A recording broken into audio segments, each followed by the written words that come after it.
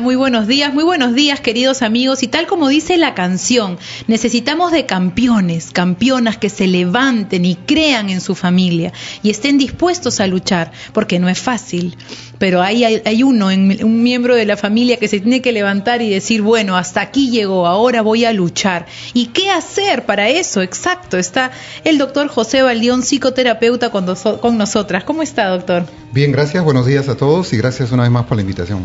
Y bueno, tal como hablábamos pues el miércoles de la semana pasada de 5 inteligencias, ¿no? Primero era la emocional, hablamos también de la espiritual, pero resúmanos un poquito en la emocional y en la espiritual para encajar un poquito en el tema. Estamos hablando de la familia exitosa en el sentido que es una familia saludable que permite que los miembros al interior de ella puedan crecer de manera sana y puedan desarrollarse exitosamente. Hablamos que una familia exitosa es una familia donde hay inteligencia emocional.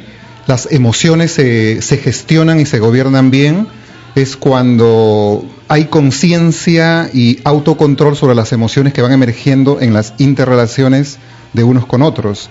Cuando no permitimos que emociones como la ira, como el rencor, como la ansiedad se desborden y controlen y crean distancias y conflictos al interior de la familia, entonces estamos hablando de una familia que es funcional, que una familia exitosa, porque sabe gobernar sabia, adecuada y apropiadamente sus emociones. Mencionamos también la inteligencia espiritual y queremos perfeccionar aquí algunas ideas cuando relacionamos espiritualidad con trascendencia.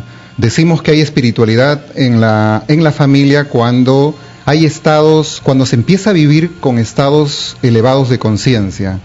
Trascendencia tiene que ver con trascender ciertos elementos y factores en la vida, como trascender en las relaciones. Una relación en la cual se trasciende es una relación, por ejemplo, con un Dios, con un ser divino, con alguien que tiene que ver con nuestra fe, con nuestra confianza. Trascender al dolor y al sufrimiento, dotándolo de significado, también se dice que es espiritualidad. Trascender a valores morales, también es espiritualidad.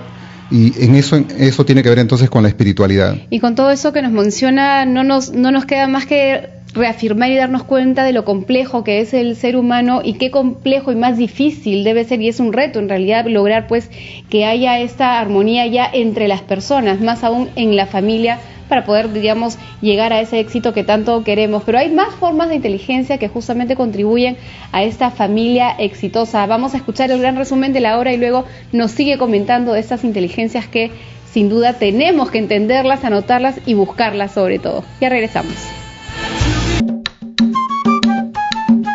12:09 de la tarde, amigos, estamos de regreso en Siempre en Casa, estamos en nuestra secuencia Vivir Mejor, donde Ana Sayán hoy nos trae un tema fundamental, un tema estructural, diría yo, para cada una de las familias, sobre todo si quieren ser exitosas. Son 5 claves, Ana, que nos traen hoy día. Así es, Sarita, estamos con el doctor José Baldión, psicoterapeuta, y hemos tratado ya la inteligencia emocional, la inteligencia espiritual. Cuéntenos también, doctor, sobre la inteligencia moral. ¿Cuál es el beneficio palpable, digamos, práctico para la familia, este tipo de inteligencia? Sí, dijimos que la inteligencia moral tiene que ver con la capacidad de la familia de cómo se transmiten y cómo se enseñan los valores dentro del hogar. Dijimos también que los padres pueden pecar de hipernormatividad cuando son muy legalistas, muy exigentes, muy autoritarios a la hora de transmitir valores, como también se puede pecar de hiponormatividad, que tiene que ver cuando hay mucha permisividad, hay relajo con respecto a las reglas sociales, a las normas y los valores. Entonces, una persona que no crece dentro de un ambiente de límites, crece con rasgos psicópatas potenciales, que no respeta normas, que no tiene conciencia moral, que no tiene conciencia de valores. Entonces, en ese sentido, es una tendencia autodestructiva para el ser humano y para las personas que lo rodeen a tales, ¿no? El equilibrio, entonces, en esa inteligencia es fundamental. El equilibrio a la hora de transmitir los valores, sin que sean impuestas y abusivas, como tampoco tan permisivas y relajadas. Equilibrio siempre es salud en psicología y en toda área, creo yo. ¿Cuál sería la cuarta clave? La cuarta clave tiene que ver con la inteligencia social. La inteligencia social está referida a cómo interactuamos los unos a los otros. Tiene que ver con el establecer vínculos sanos, equilibrados al interior de la familia. Y hay 2 sentimientos que se desarrollan al interior de la familia en los hijos como también en las personas que lo integran. Son los sentimientos de pertenencia y sentimientos de autonomía. Entonces, una familia que acoge, que ama, que valora, que reconoce a los hijos, reconoce a la esposa, a la pareja, está desarrollando en ellos sentimientos de pertenencia, de decirse, yo quiero pertenecer a esta familia, yo me siento acogido, amado, valorado. Eso redunda en su desarrollo de autoestima. Y el otro sentimiento que debe darse de manera simultánea y paralela es el sentimiento de autonomía.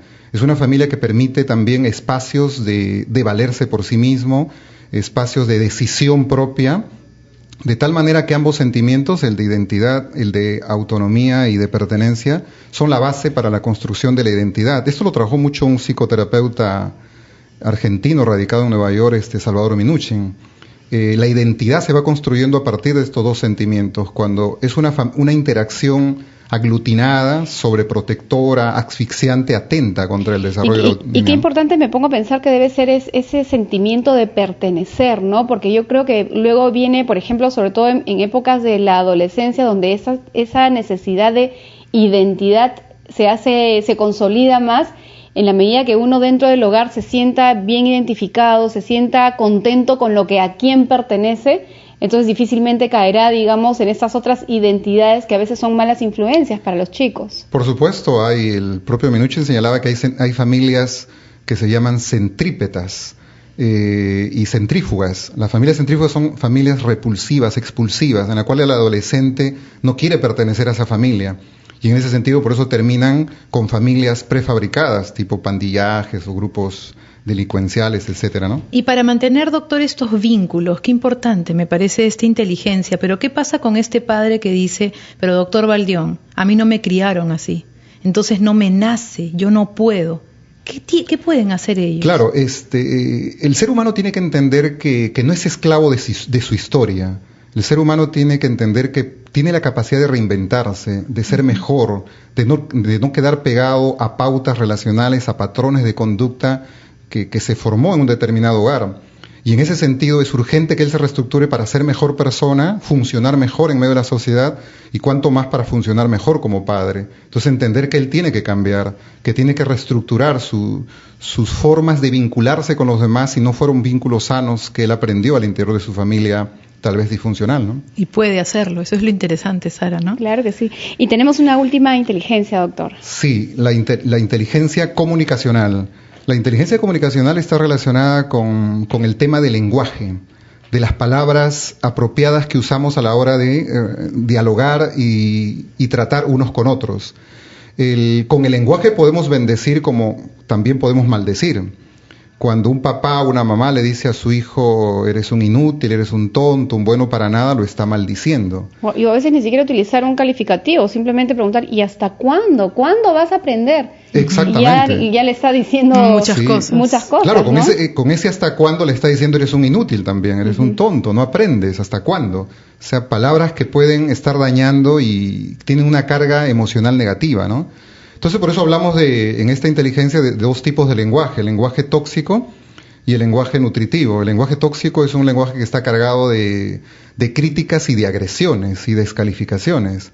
En cambio, el lenguaje nutritivo es un lenguaje que contiene reconocimientos, que contiene elogios, que contiene afectos. Aún a pesar de conductas erradas que puedan tener los hijos y los jóvenes, siempre podemos encontrar formas de poderlos corregir a partir de esto, ¿no? A mí siempre me gusta mencionar una frase del literato Goethe cuando decía que si tratamos a una persona como lo que es, será peor de lo que es. Pero si lo tratamos como lo que debería ser, será mejor de lo que es. Si tratamos a un adolescente como un rebelde, va a ser más rebelde.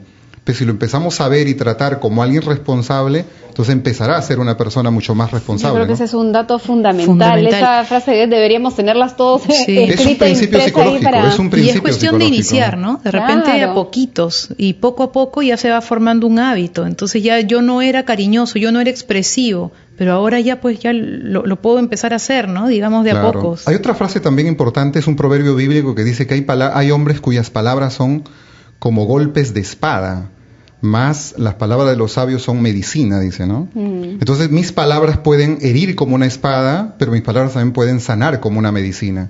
Entonces, ¿qué palabras yo le digo a mi pareja?